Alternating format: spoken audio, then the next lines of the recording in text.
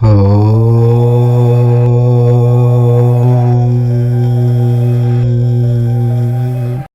మంగళవారం రోజు ఎవరికీ తెలియకుండా రాత్రి పడుకునే ముందు మంచం కింద దీనిని పెట్టండి. తెల్లవారేసరికి మీ తలరాత మారిపోతుంది. అద్భుతాలు జరిగి మీ జీవితం మారుతుంది. మీరు కోరినంత డబ్బు వస్తుంది. ఇంట్లో ధనానికి ధాన్యానికి లోటు రాకుండా ఉంటుంది. కొంతమందికి విపరీతంగా సమస్యలు వస్తూ ఉంటాయి. ఏం చేసినా కలిసి రాదు. నా జీవితం ఏంటి ఇలా ఉంది అని నిరుత్సాహం కలుగుతుంది. ఏ పని చేసినా విజయాలు రాక అపజయాలు ఎదురయ్యి బాగా బాధపడుతూ ఉంటారు. ధనపరంగా కష్టాలు వస్తూ ఉంటాయి. అప్పుల బాధలు అధికంగా ఉంటాయి. ఎప్పుడూ ఏదో ఒక సమస్య వస్తూనే ఉంటుంది. ఇలా మీకు ఏ విధమైన సమస్యలు ఉన్నా, మీకు చక్కటి ఆరోగ్యము ఐశ్వర్యము కలిసి రావాలన్నా మంగళవారం రోజు ఇప్పుడు మనం చెప్పే విధంగా ఈ చిన్న ఉపాయం చేయండి. చాలా అద్భుతమైన ఫలితాలు వస్తాయి. ఈ పరిహారం ఎలా చేయాలి అంటే కేవలం ఒక మంగళవారం రోజు చేసేసి ఊరుకుంటే సరిపోదు. మంగళవారం మొదలుపెట్టి కంటిన్యూగా 11 రోజుల పాటు చేయాలి. ఈ పరిహారానికి ఎటువంటి నియమాలు లేవు కనుక ఎవరైనా సరే ఈ పరిహారం చేసుకోవచ్చు. మరి ఇంతకీ మంగళవారం రోజు రాత్రి మంచం కింద ఏం పెడితే మీ కష్టాలు తీరిపోతాయి, మీ జీవితం మారిపోతుంది అనే విషయాన్ని ఇప్పుడు మనం ఈ వీడియోలో వివరంగా తెలుసుకుందాం. అంతకన్నా ముందు గర్వం వలన ఎలాంటి హాని కలుగుతుందో తెలిపే పురాణ కథను విందాం. పూర్వం నహుషుడు అనే ఒక మహారాజుకు యయాతి అనే పుత్రుడు ఉండేవాడు.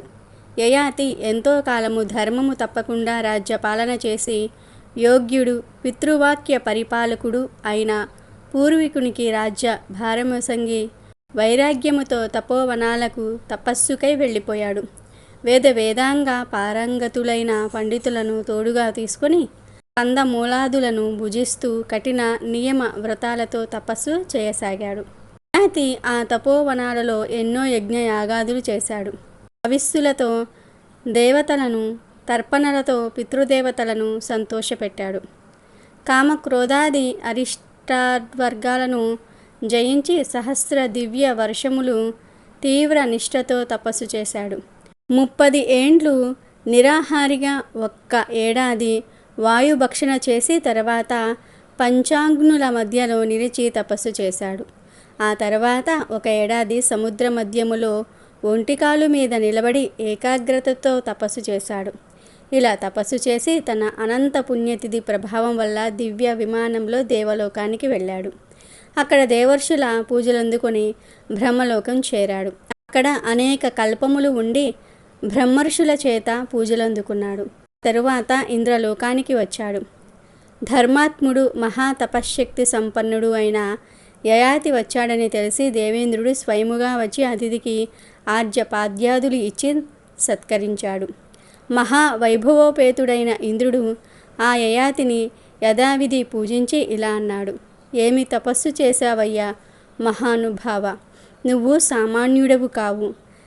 సహస్ర వర్షముల తపస్సు సామాన్యులకు సాధ్యమా అన్నాడు. సాక్షాత్తు దేవేంద్రుడు అంతటి వాడు ఇలా పొగిడేసరికి యయాతికి కొంచెం గర్వం వచ్చింది. గర్వం తలెత్తి ఇలా పౌరుషవాక్యలు అన్నాడు: ఓ అమరేంద్ర, సుర, దైత్య, యక్ష, రాక్షస, నర, కేచర, సిద్ధ, మునిగణముల తపస్సులు నా తపస్సుకు సాటిరావు అని అన్నాడు.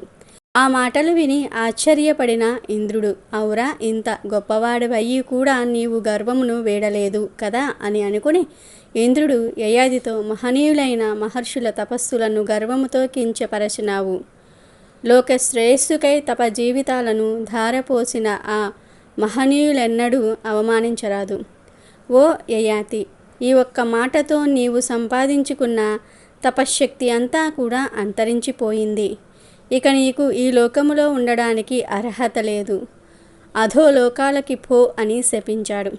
అప్పుడు యయాతి తన తప్పు తెలుసుకొని పశ్చాత్తాపంతో శరణు వేడి, ఓ దేవేంద్ర, ఏ క్షణాన నేను పూజ్యులైన మహర్షులను అవమానించానో ఆ క్షణమే నా శక్తి అంతా కరిగిపోయింది. నన్ను అధోలోకాలకు పంపకు, నాకు సత్సంగత్యం లేకుండా చేయకు, సద్భువనములో సత్పురుషుల సాంగత్యములో నన్ను ఉండనివ్వు అని ప్రార్థించాడు. పశ్చాత్తాపముతో కుమిలిపోతున్న యయాతిని కరుణించి దేవేంద్రుడు యయాతికి సద్భవనములో నివసించుటకు అనుజ్ఞ ఇచ్చాడు. సద్భవనములో ఉండి ఆ యయాతి అచిరకాలంలోనే అనంత తపశ్శక్తిని మళ్ళీ సంపాదించాడు. అహంకారమును పూర్తిగా విడిచి మహాతేజోమయుడయ్యాడు. ఇలా ఉండగా ఒకసారి ఆ యయాతి దౌహిత్రులైన అష్టకుడు, ప్రతర్ధునుడు, వసుమంతుడు, ఔసీనరుడు మరియు శిబిసద్ భవనమునకు వచ్చిరి. వారు అనంత పుణ్య సంపదతో వెలిగిపోతున్న యయాతిని చూసి పూజించి, స్వామి మీరెవరు అని అడిగారు. యయాతి తన కథను చెప్పి, నాయనలారా, ఎంత కొంచెమైనా గర్వము ఎన్నడూ ఉండరాదు. గర్వముతో నేను పౌరుష్య వాక్యములు మాట్లాడి ఉత్తమములైన మహర్షులను అవమానించినాను. మీరెన్నడూ అట్టి తప్పు చేయవద్దు. గర్వము విషము కన్నా అగ్ని కన్నా భయంకరమైనది అని హితవు చెప్పాడు. యయాతిని తమ తాతగారిగా గుర్తించి నమస్కరించి ఆయన వద్ద ఎన్నో రహస్యములైన ధర్మోపదేశాలు పొందారు అష్టకాదులు. ఈ కథలోని నీతి ఏమిటి అంటే, గర్వము అహంకారము ఎంత కొంచెముగా ఉన్నా హాని కలగజేస్తాయి. ఒక చిన్న పౌరుష వాక్యము వలన తన తపశ్శక్తినంతా పోగొట్టుకున్నాడు యయాతి. ఎన్నడూ ఉత్తములను అవమానించరాదు. మహర్షుల తపస్సులు తన తపస్సుతో సాటిరావని యయాతి వారిని అవమానించాడు. ఒక్క సజ్జనుడెన్నడూ తప్పు చేయడు. పొరపాటుగా చేసిన దానికి పశ్చాత్తాపము చెంది ఆ తప్పునెన్నడూ మళ్ళీ చేయడు. సజ్జనుడైన యయాతి తను చేసిన తప్పును అష్టకాదుల వద్ద ఒప్పుకొని ఆ తప్పు చేయవద్దని హితవు చెప్పాడు. ఒక మనిషి యొక్క ఉద్ధరణకు సత్సాంగత్యం చాలా అవసరము.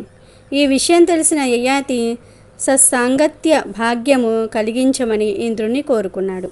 వీడియోలోకి వస్తే, మీకు ఎటువంటి సమస్యలు ఉన్నా సరే మంగళవారం రోజు రాత్రి పడుకునే ముందు చక్కగా ఒక ప్లేట్ను తీసుకొని ఆ ప్లేట్లో ముందు కొంచెం కర్పూరం పొడి వేయండి. ఆ తర్వాత ఆ ప్లేట్లోనే 7 మిరియాలు వేయండి. అలాగే 5 యాలకులను కూడా ఆ ప్లేట్లో వేసుకోండి. తర్వాత ఈ ప్లేట్లను మీ చేతిలో పట్టుకొని సంకల్పం చెప్పుకోండి. నేను ఎంతో నమ్మకంగా ఈ పరిహారం చేస్తూ ఉన్నాను కనుక నాకు ఈ పరిహారం వలన మంచి ఫలితాలు రావాలి. మాకు ఉన్న కష్టాలు పోవాలి. ధన సమస్యలు, అప్పుల బాధలు పోయి ధనలాభం కలగాలి అని మనస్ఫూర్తిగా మీ ఇష్టదైవాన్ని మనసులో తలుచుకొని సంకల్పం చెప్పుకోండి. అలా సంకల్పం చెప్పుకున్న తర్వాత ఆ ప్లేట్ను తీసుకుని వెళ్ళి మీరు పడుకునే మంచం కింద పెట్టుకుని పడుకోండి. ఒకవేళ మీరు మంచం మీద కాకుండా నేల మీద పడుకుంటే మీ తల దగ్గర పెట్టుకుని పడుకోండి. మంగళవారం మొదలెట్టి వరుసగా 11 రోజుల పాటు ఈ పరిహారాన్ని చేయాలి. ప్లేట్లో కర్పూరం పొడి, 7 మిరియాలు, 5 యాలకులు వేసి ఆ ప్లేట్ను మీ తల దగ్గర మంచం కింద పెట్టుకుని పడుకోవాలి. మళ్ళీ మరునాడు ఉదయం లేవగానే ప్లేట్లోని కర్పూరాన్ని, మిరియాలను, యాలకులను ఇంటి బయట ఎక్కడైనా సరే పడవేసి కాల్చివేయాలి. మంగళవారం మొదలుపెట్టి 11 రోజుల పాటు ఇలా ఈ చిన్న పరిహారం చేస్తే మీ తలరాత మారిపోతుంది. కష్టాలన్నీ కూడా పోతాయి. ధనలాభం కలుగుతుంది. ఒకేసారి మీ జీవితం అద్భుతంగా మారుతుంది.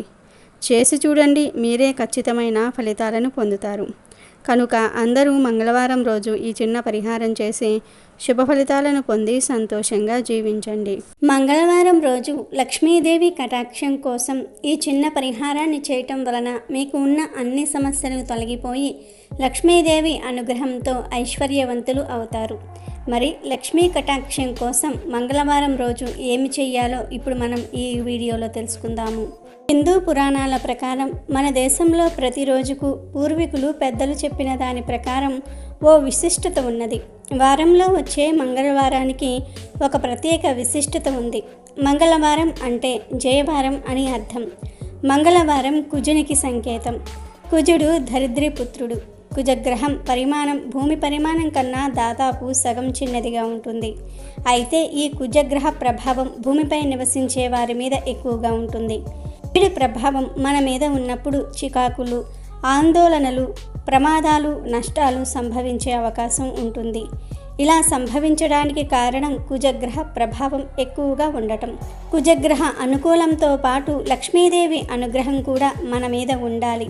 అప్పుడు మనం ధనాన్ని సంపాదించుకోగలుగుతాము. నేటి సమాజంలో చాలామంది డబ్బు సమస్యలతో బాధపడుతూ ఉన్నారు.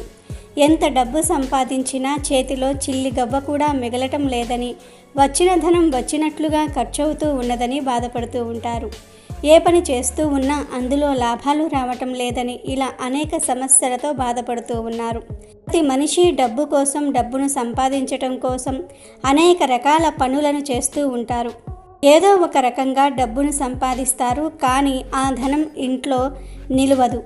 దీనివలన అప్పు చేయవలసిన పరిస్థితి ఏర్పడుతుంది. ఆ అప్పును తీర్చడం కోసం మరి ఒక అప్పు చేయవలసి వస్తూ ఉంటుంది. ఇలా ఒకదాని తర్వాత ఒకటి సమస్యలు అనేవి వస్తూనే ఉంటాయి. అటువంటి సమస్యలు ఏర్పడడానికి కారణం లక్ష్మీ అనుగ్రహం మన మీద లేకపోవటమే. ధనానికి అధిపతి లక్ష్మీదేవి. మనం ధనానికి ఎటువంటి లోటు లేకుండా జీవించాలంటే లక్ష్మీ కటాక్షం అనేది మన మీద ఉండాలి. లక్ష్మి చంచల స్వభావం కలది. లక్ష్మి ఒక చోట స్థిరంగా నిలబడదు. కాబట్టి మనకు అప్పుడప్పుడు ధన సమస్యలు అనేవి ఏర్పడుతూ ఉంటాయి. ధనం మన దగ్గర నిలబడకపోవడానికి లక్ష్మీదేవి తామర పువ్వుపై కూర్చోవడానికి సంబంధం ఉందని శాస్త్రాలు చెప్తూ ఉన్నాయి. మరి ధనం ఇంట్లో స్థిరంగా నిలబడకపోవడానికి లక్ష్మీదేవి తామర పువ్వుపై కూర్చోవడానికి కారణం ఏమిటో ఇప్పుడు మనం తెలుసుకుందాము. తామర పువ్వును చూడగానే అలజడితో ఉన్న మనసు కూడా ఎంతో ప్రశాంతంగా మారిపోతుంది.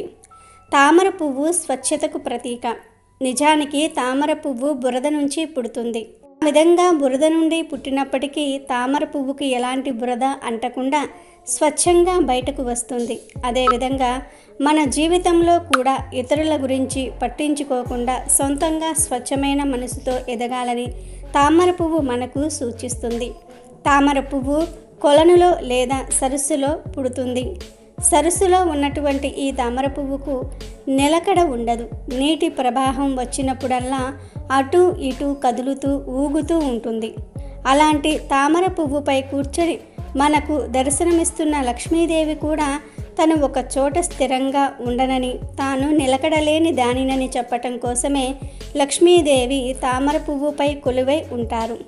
మన ఇంట్లో కూడా డబ్బు ఎప్పుడూ నిలకడగా ఉండదు. కొన్నిసార్లు ఎటువంటి సమస్యలు లేకుండా ఉంటే, కొన్నిసార్లు ఎన్నో ఆర్థిక ఇబ్బందులతో సతమతమవుతూ ఉంటారు. లక్ష్మీదేవి ఒక చోట స్థిరంగా ఉండదు కాబట్టి మనకు కొన్నిసార్లు ధన సమస్యలు అనేవి వస్తూ ఉంటాయి. ఈ విషయాన్నే లక్ష్మీదేవి తామర పువ్వుపై కూర్చొని మనకు తెలియజేస్తుందని ఆధ్యాత్మిక పండితులు చెప్తూ ఉన్నారు. మంగళవారం రోజు ఉదయాన్నే నిద్రలేచి శుచిగా స్నానాన్ని ఆచరించుకోవాలి. ఆ తర్వాత మీ పూజ గదిని, ఇంటిని శుభ్రం చేసుకోవాలి. మీ పూజ గదిలో లక్ష్మీదేవి చిత్రపటాన్ని ఉంచి పసుపు కుంకుమలతో పూలతో అలంకరించుకోవాలి. లక్ష్మీదేవిని వివిధ రకాల పుష్పాలతో పూజించి లక్ష్మీదేవికి ఇష్టమైన ఆవు నెయ్యితో దీపాన్ని వెలిగించుకోవాలి. ఆ తర్వాత నైవేద్యంగా పాలను లేదా బెల్లాన్ని సమర్పించి ఇప్పుడు లక్ష్మీదేవికి నమస్కారం చేసుకుంటూ మీకు ధనం కలగాలని, ఆ ధనం ఇంట్లో స్థిరంగా నిలబడాలని చెప్పుకొని నమస్కారం చేసుకోవాలి. ఆ తర్వాత ఒక గాజు బౌల్ను తీసుకొని దాని నిండుగా నీటితో నింపాలి. ఆ నీటిని లక్ష్మీదేవి చిత్రపటం ముందు పెట్టుకోవాలి. ఆ నీటితో కొద్దిగా పచ్చకర్పూరాన్ని, చిటికెడు పసుపు వేయాలి. ఆ నీటిని 2 రోజులకు ఒక్కసారి మారుస్తూ ఉండాలి. మార్చిన నీటిని ఏదైనా ఒక చెట్టు మొదట్లో పోసేయాలి. మళ్ళీ కొద్దిగా ఆ బౌల్లో నీటిని పోసి కర్పూరం, చిటికెడు పసుపు వేసి లక్ష్మీదేవి చిత్రపటం ముందు పెట్టుకోవాలి. ఇలా మీరు ధనం మీ ఇంట్లో స్థిరంగా ఉండి వృధా ఖర్చులు తగ్గే వరకు కూడా చేసుకోవచ్చు. ఇలా చేయటం వలన మీకు ఐశ్వర్యం కలుగుతుంది. పచ్చ కర్పూరాన్ని దేవతలను పూజించడానికి ఉపయోగిస్తాము. అటువంటి దానితో మంగళవారం రోజు ఈ పరిహారాన్ని చేయటం వలన మీకు ఉన్న మానసిక సమస్యలు, ధన సమస్యలు తొలగిపోయి ఐశ్వర్యం కలుగుతుంది.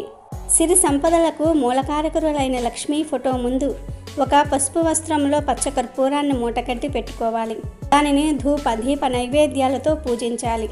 కుబేరుని స్థానంలో అంటే మీరు ధనాన్ని దాచుకునే బీరువాలో పచ్చ కర్పూరం మూటను ఉంచి రోజు ధూపాన్ని చూపించటం వలన పచ్చకర్పూరం నుంచి వెలువడే సుగంధ పరిమళం ద్వారా లక్ష్మీదేవి మన ఇంట్లోకి అడుగు పెడుతుంది. దీనివలన లక్ష్మీదేవి కటాక్షం కలగటమే కాకుండా ఆర్థికంగా ఎంతో అభివృద్ధిని సాధిస్తారు. అలాగే ఈ పచ్చకర్పూరాన్ని ఎర్రటి వస్త్రంలో మూటకట్టి ఇంటి ముఖద్వారానికి కట్టడం వలన మన ఇంటిపై ఏర్పడినటువంటి నెగిటివ్ ఎనర్జీ తొలగిపోవటమే కాకుండా ఎంతో మానసిక ప్రశాంతత కలిగి ఉంటారు.